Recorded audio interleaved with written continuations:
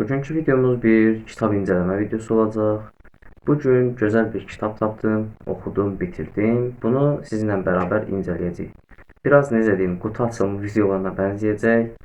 Amma maraqlı bir video olacaq mənim fikrimcə və sizə də bu kitabı tövsiyə edirəm.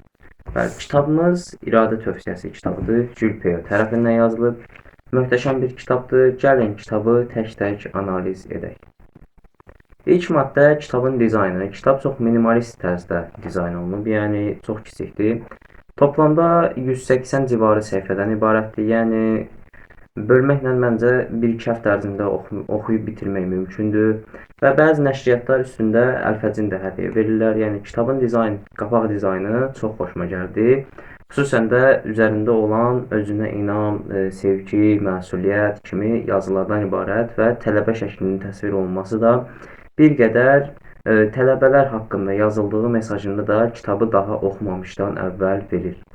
Yəni kitabın minimalist dizayn olsun, səhifələrinin qalınlığı olsun, mənim fikrimcə çox sadə idi. Yəni həm əllə daşınıla bilər, istənilən yerdə oxuna bilər tərzdə bir kitab dizaynı olub.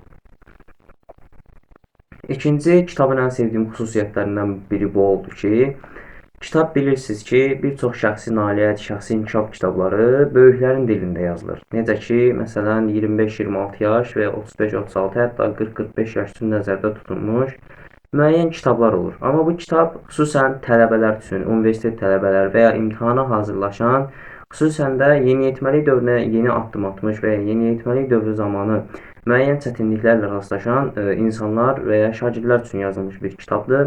Bunun bu cəhətini sevdim. Yəni hədəf kütləsi şagirdlər, tələbələr və cavan gənclik nəslini alıb. Yəni bu hər kitabda tapılan bir xüsusiyyət deyil, nadir kitablarda tapılan bir xüsusiyyətdir. Bu xüsusiyyəti mən çox bəyəndim açıqcası.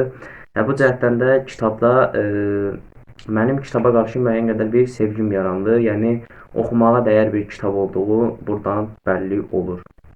Üçüncü sevdiyim maddə kitabın yığcam olmasıdır. Necə deyim, boş-boş sözlərə, nə bilim, gərəksiz hekayələrə yer verilməyib. Direkt sənə maddələr verir. Nəyi necə eləməlisən, nəyi necə eləməlisən, indiki nəslin problemləri nədir, bunlarla necə üzləşmək olar, bunlarla necə qarşılaşmaq olar və özündən nümunələr vermişdir. Məsələn, bəzi məntiqsiz fikirlər var, onları çürütmüş, bəzi məntiqli fikirlər var, onları özlüyündə təsdiq etmiş bir kitabdır. Yəni bu xüsusiyyəti də kitabın daha çox xoşuma gəldi. Çox gözəl bir xüsusiyyətidir bu kitabın. Başqa sevdiyim bir xüsusiyyəti isə gənc nəslin müasir problemləri ilə əlaqəli bir kitabdır. Yəni bu müasir problemləri məncə açıb deməyimə ehtiyac yoxdur. Bir qədər hamımız kifayət qədər məlumatlıyıq.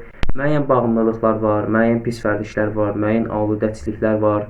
Bəzilərimiz olur, məsələn, yaşımızla əlaqədar olaraq, nə bilim, müəyyən ehtiraslar olur, müəyyən istəklər olur, müəyyən başqa bir şeylər olur. Kitab da bunu hədəf alıb, bununla necə mübarizə aparmaq olar və bunu necə sənin dərs performansına təsir etməməsi ilə əlaqəli gözəl bir nümunələr, gözəl bir taktikalar yazıb.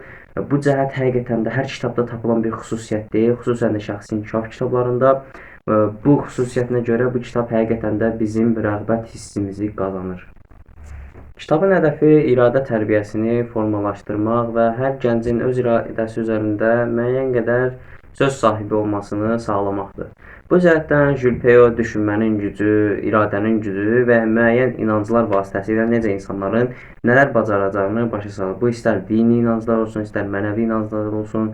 Necə deyim, möhtəşəm bir kitabdır, hər tərəfli olub, yəni bütün mövzulara toxunmuş bir kitabdır. Bu xüsusiyyətinə görə də çox gözəldir. Başqa da, yəni mənfi xüsusiyyətlərinə gəlsəm, mənfi xüsusiyyətlər həqiqətən çox az idi, yəni biraz cüzi idi. Mənfi xüsusiyyəti nə ola bilər? Məsələn, kitab biraz qısa idi, yəni istər-istəməz məsələn, normalda şəxsi inkişaf kitablarını bilirsiniz 300-400 səhifədir. Amma bu kitab məsələn 180 səhifədən ibarət idi. Yəni necə deyim, biraz qısa yazılmışdı. Qısa yazılmağı da yaxşıdır ki, məsələn tez oxuyub bitirmək olur, yəni ikinci dəfə oxuya bilirsiniz. Mən şəxsən bu kitabı keçən ilin bu vaxtlarda oxumuşdum və əlimə keçdi, kitab şkafını qurcalayan zaman əlimə keçdi. Yenə oxumaq qərarına gəldim. Hazır dedim, imtahan ərəfəsindədir. Bəlkə lazımi bir taktikalar taparıq oradan deyə düşündüm. Açdım və oxumağa başladım. Yəni kitabı çox dəqiqliyi ilə analiz etmədim açıqcası. Götürüm sadə karandaşlarla qeyd falan edim. Telefonumda not etdim. Onlardan da arada sırada istifadə edirəm. Ümumiyyətcə, Julun yazdığı bu kitab çox xoşuma gəldi, çox bəyəndim və hər birinizə də əgər iradə tərbiyəsi ilə bağlı problem yaşayırsınızsa, müəyyən problemləriniz varsa, müəyyən hissləriniz varsa ki, idarə edə bilmirsiniz, nə bilim, bədxərclik olsun, xəsislik olsun, müəyyən artıq hisslər var. Yəni bu kitab şəxsən, yəni özüm tövsiyə edərdim ki, bu kitabı alın və oxuyun. Heç peşman olmazsınız. Oxuya bilməyən yoldaşlarımız da məncə Google-da hər halda PDF-i var deyə düşündüm. Açıqcası Google-dan PDF oxumağın tərəfdarı deyiləm, amma yəni oradan da oxumaq olar. Kitab seçimi çoxdur. Oradan da oxumaq mümkündür. Yəni Google-dan da və ya başqa bir veb saytdan da oxuya bilərsiniz. Ümumiyyətcə kitabı oxuduqdan sonra isə fikirlərinizi mənlə bölüşməyinizi istəyirəm. Kitabda vacib bildiyiniz məqamlar varsa, onları mənə şərhlər qismində yazın və ya müəyyən yanlışlar varsa, məsələn, kitabla bağlı müəyyən yanlış fikirlər varsa, məsələn, Mirac 14-cü səhifədə məsələn filan fikir var idi. Mən o fikirlə tam razı deyiləm. Çünki belə yox, belə olmalı idi və ya Mirac 78-ci səhifədəki fikir açar kilidi ola bilər. Açar kilidi dəyərində bir fikirdir. Necə deyim, o fikir çox yaxşıdır və ya kitab məsələn çox bəyənmədim açıqcası, məni açmadı deyə bilərsiniz və ya nə bilim, kitab çox möhtəşəm idi kimi şərhlər yaza bilərsiniz. Ümumiyyətcə şərhləri sizə buraxıram. Kitabı almaq istəsəz ala bilərsiniz. Qanun nəşriyyatının kitabıdır. Yəni qiyməti də 10 manatdır. Məncə normal bir məbləğdir. Almaq və oxumaq olar. Bəli, bugünkü videomuz iradə tərbiyəsi kitabının incələmə videosu oldu. Bu videoda həm kitabı xarici, həm də daxili cəhətdən incələdik. Düzdür, biraz səthi keçdi. Yəni çox dəqiqliklə analiz etmədik ki, analiz etsək ən az 1 saatlıq video çıxardı, əminəm. Belə kitab haqqında qısa məlumat vermək istədim. Həm sizin vaxtınızı da almaq istəmədim ki, kitab haqqında bəlkə almaq istəyən yoldaşlarımız var. Kitab haqqında məlumatlı olsunlar və gedib o kitabı ala bilsinlər. Buraya qədər izlədiyiniz üçün hər birinizə təşəkkürümü bildirirəm. Sağ olun, salamat qalın. Növbəti videolarda görüşərik.